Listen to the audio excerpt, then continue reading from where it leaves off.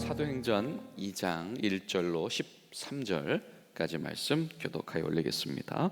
오순절 날이 이름에 그들이 다 같이 한 곳에 모여 있더니 호련히 하늘로부터 급하고 강한 바람 같은 소리가 있어 그들이 앉은 온 집에 가득하며 마치 불의 혀가 갈라지는 것들이 그들에게 보여 각 사람 위에 하나씩 임하여 있더니 그들이 다 성령의 충만함을 받고 성령이 말하게 하심을 따라 다른 언어들로 말하기를 시작하니라. 그때에 경건한 유대인들이 천하 각국으로부터 와서 예루살렘에 머물러 있더니 이 소리가 나매 큰 무리가 모여 각각 자기의 방언으로 제자들이 말하는 것을 듣고 소동하여 다 놀라 신기하게 여겨 이르되 보라, 이 말하는 사람들이 다 갈릴리 사람이 아니냐? 우리가 우리 각 사람의 난 곳의 방언으로 듣게 되는 것이 어찌 됨이냐? 우리는 바데인과 메데인과 엘람인과 또 메소포타미아, 유대와 갑바도기아, 본도와 아시아, 부르기아와 밤빌리아, 애국가 및 구레네에 가까운 리비아 여러 지방에 사는 사람들과 로마로부터 온 나그네 곧 유대인과 유대교에 들어온 사람들과 그레데인과 아라비아인들이라 우리가 다 우리의 언어로 하나님의 큰 일 말함을 듣는도다 하고 다 놀라며 당황하여 서로 이르되 이 어찌 된 일이냐 하며 또 어떤 이들은 조롱하여 이르되 그들이 새 술에 취하였다 하더라. 아멘. 살아계신 하나님, 특별히 성령님의 인도하심 가운데에서 오늘도 저와 여러분 가운데 주의 충만히 임하시기를 간절히 소망합니다. 또 새로운 제자를 세우셔서 제자들의 영역, 사도들의 사역의 영역들을 확장시켜 주셨던 주님께서 또 기도의 은사를 내려주셔서 이 모인 곳 가운데에 기도의 제목, 기도의 역량, 기도의 방향이 확장되게 해주셨는데 같은 은혜가 또 우리 가운데에 있게 되기를 간절히 소망합니다. 여러분, 우리가 마띠아를 세울 때에 보면 한 두 가지 정도의 특징이 있겠죠. 일단 마띠아를 세우려고 했던 사람들이 누구입니까? 그들은 주님께서 말씀하신 대로 성령님의 인도하심에 순종하려고 했던 이들입니다. 그리고 제자로 세워진 마띠아는 어떤 사람이었냐면 다른 제자들처럼 예수님과 함께 하던 이입니다.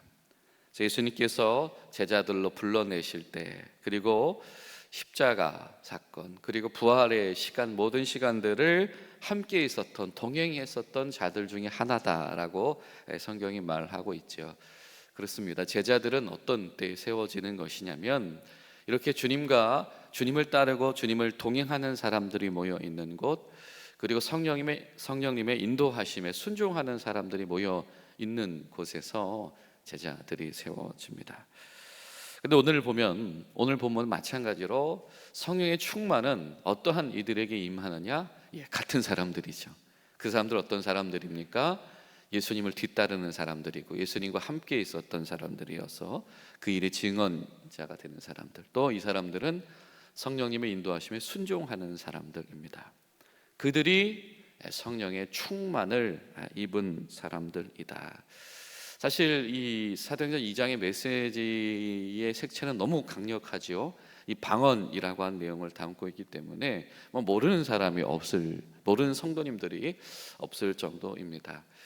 그러나 이 2장 말씀을 꼼꼼히 묵상을 하다 보면 단순히 방언이라고 한 그 단어 이외에도 정말로 풍성한 은혜들이 이 말씀 속에 새겨져 있다, 물들어 있다라고 하는 것을 우리가 알 수 있습니다. 오순절 기간이죠. 성령 강림의 사건이 일어났습니다. 이 성령 강림이 지금 처음 왔다기보다는 충만의 사건이 일어난 것이겠죠. 어떤 이들은 그래서 이 오순절의 성령 충만의 역사를 이 신약 교회의 탄생이라고 표현하기도 합니다. 왜냐하면 예수님의 몸된 교회로서 교회 활동이 이 시간부터 시작되기 때문이죠. 교회가 나가서 온 유대와 예루살렘과 사마리아를 넘어서 땅끝까지 주님의 증인이 되는 일들이 시작되는 시점이 바로 이 성령의 충만의 시간 입니다. 이 오순절이라고 하는 거, 77절이 될 수도 있고요, 이 초실절이 될 수도 있고, 이 시기적으로 오순절은 어떤 시기이냐면 6월절 이후에 이 건조한 바람이 불어오면서 곡식이 고개를 숙이며 그 열매를 거둘 때가 다다른 시기가 바로 이 오순절이죠. 이 우기가 끝나고 건기의 바람을 맞아서 추수할 때가 된 것입니다. 근데 마찬가지로 예수님, 부활하신 예수님을 만나서 확신과 증언이라고 하는 열매를 맺었던 이들이 이 40일 동안 예수님과 함께 하면서, 그리고 예수님의 승천 이후에 그들이 함께 모여서 또 며칠 10여일을 더 기도하면서 마치 곡식이 고개를 숙이듯이 그들도 철저하게 하나님의 인도하심 가운데 고개를 숙이며 주님의 때를 기다리는 시간들이 있었다라고 하는 겁니다. 이때가 바로 교회의 잉태 기간이었던 것이죠. 그리고 그 주님 앞에, 성령님 앞에 고개 숙이며 주의 음성 듣기를 기다리는 그 순간이 지나고 났을 때 하나님께서 성령의 충만을 통해서 교회가 태동하며 꿈틀대게 하셨다라고 하는 겁니다. 오늘 말씀 속에 모여있는 이 120명의 사람들, 이 부활절에 모여서 예수님과 애찬을 주고받던 사람들, 그리고 예수님과 함께 예수님께서 무엇을 가르치셨다고 이야기를 했었나요? 그렇습니다. 이 하나님 나라에 관하여서 그들과 말씀하셨다라고 했죠.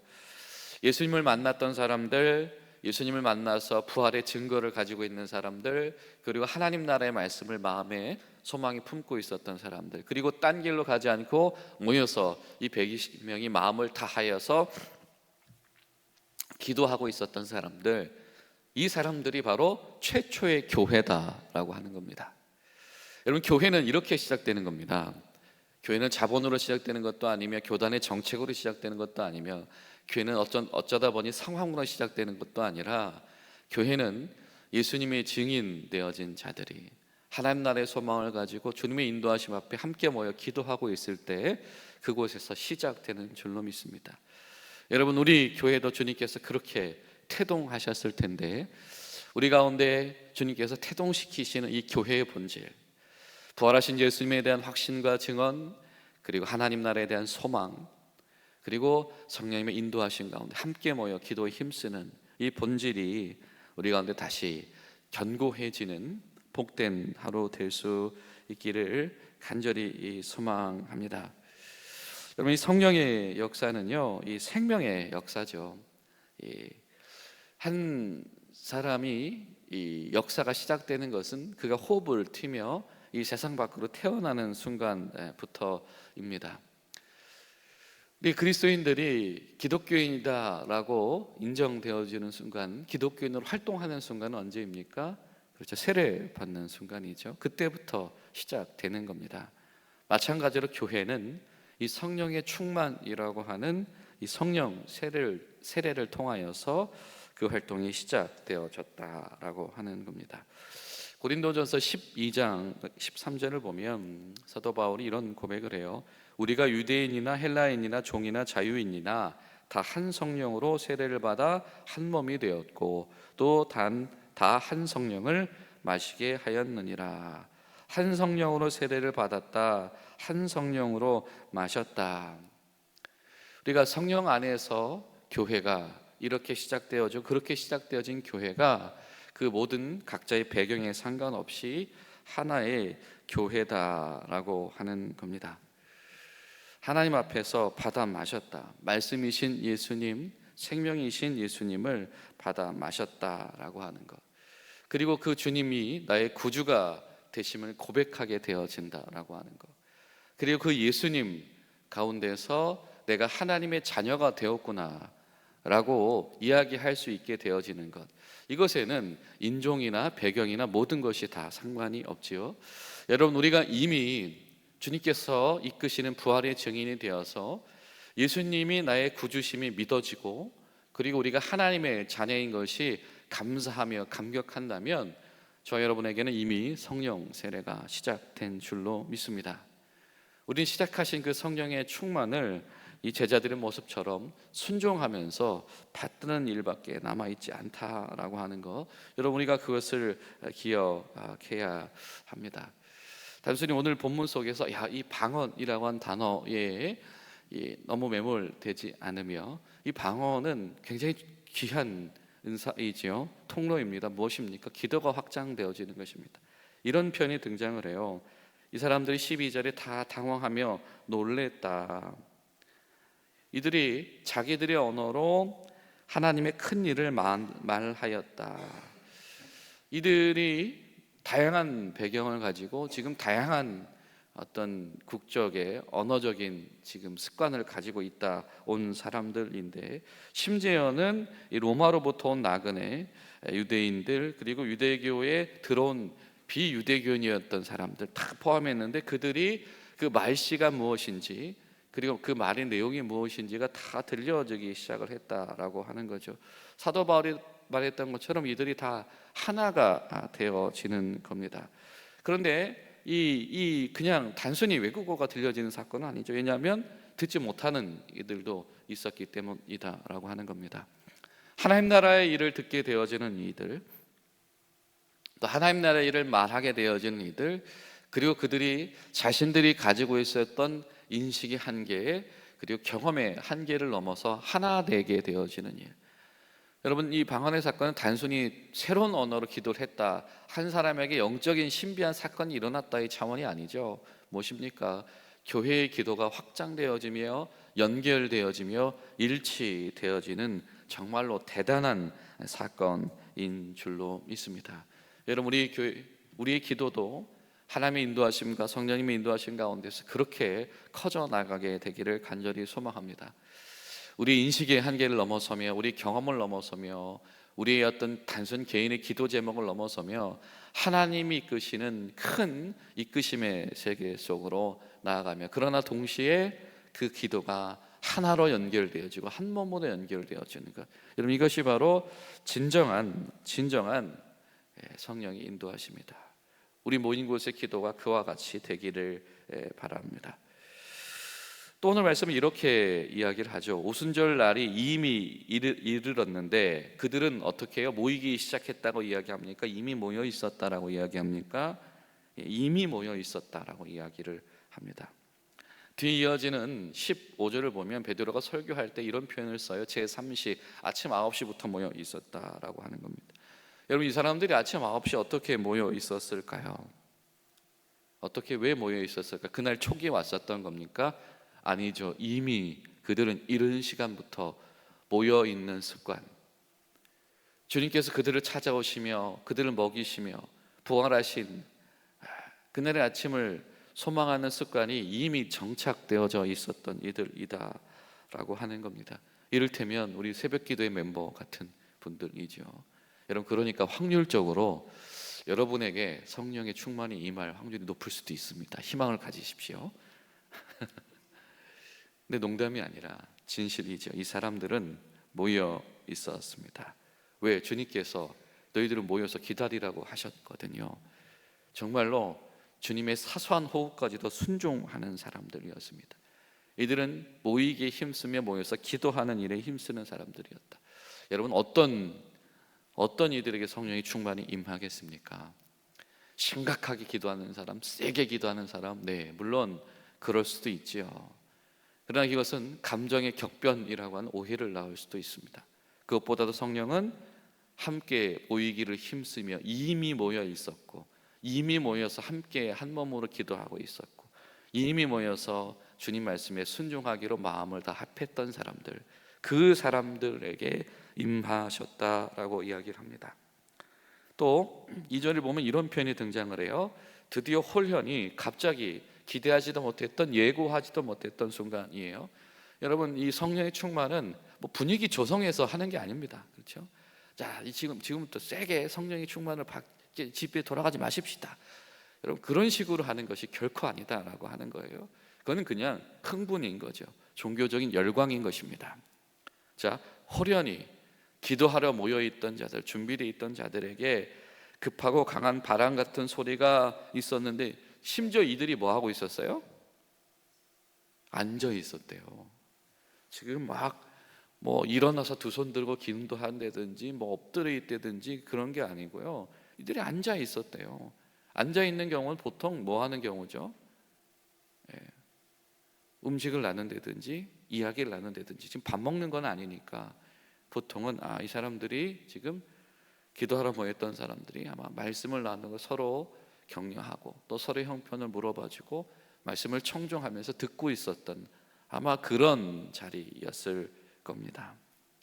이미 모여있던 자들, 이미 순종하기로 한 마음이 된 자들, 이미 기도하기로 한 마음이 된 자들, 그들이 분위기 조성하는 것이 아니라 앉아있을 때 기대하지도 않았던 성령의 충만이 임하게 되셨다. 그런데 이렇게 임하신 성령의 충만은 본 적도 없으며 경험한 적도 없으며 이것을 표현할 방법도 없는 성령의 충만이었다. 마치 불처럼 각 사람 위에 임하셔서 이들이 성령의 충만을 받고 말하기를 시작을 하였다라고 하는 겁니다. 주님께서 기다리라고 하셨던 것은 바로 말하기 시작하는 것입니다. 그런데 이 말의 내용이 뭐였다고 타지방에서 온 사람들이 증언합니까? 뭐라고 증언하죠? 그들이 무엇을 말했다? 하나님의 큰 일을 말했다. 여러분, 성령의 충만으로 말하는 것은 어떤 일이에요? 하나님의 큰 일입니다. 기도하다가 방언 기도하다가 야 너 이 길로 가 저 길로 가 그렇게 개인의 신변 잡기를 예언하는 것이 이 성령의 충만이 아니고요, 하나님 나라의 큰 일을 보게 하는 것이고 말하게 하는 것이고 그것이 들려지게 하는 것이고 그리고 그것이 하나님 나라의 큰 일인 걸 어떻게 이들이 듣고 알게 된 겁니까? 그들에게 그것이 믿어지는 사건이 일어난 거죠. 저거 하나님 나라의 큰 일이다. 여러분, 이것이 바로 정말로 대단하고 거대한 성령의 역사인 줄로 믿습니다. 여러분, 우리가 모여있는 곳 가운데 우리의 모임이 이런 초대교회와 같이 되기를 간절히 소망합니다.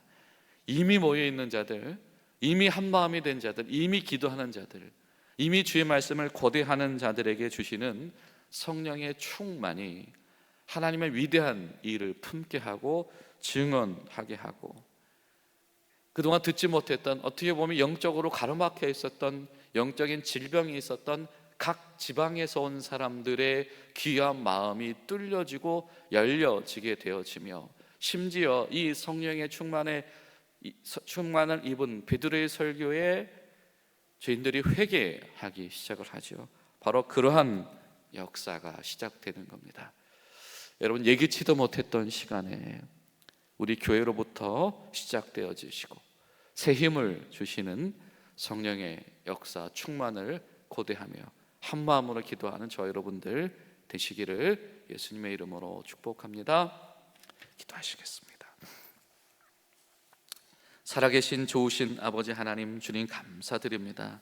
하나님, 우리가 단순히 영적인 생활을 경험해 보는 자, 그냥 적당히 선교의 사건에 참여해 보는 자가 아니라 주님께서 부르시며 주님께서 세워주신 마땅한 주님의 제자가 되기를 소망하며 우리 능으로가 아니라 성령께서 출범시키시는 성령의 충만으로 구별되어진 교회가 되기를 원하오니 오늘 사도행전 2장에 등장하는 처음 교회들에게 주셨던 성령의 충만을 저희에게도 허락하여 주시옵소서.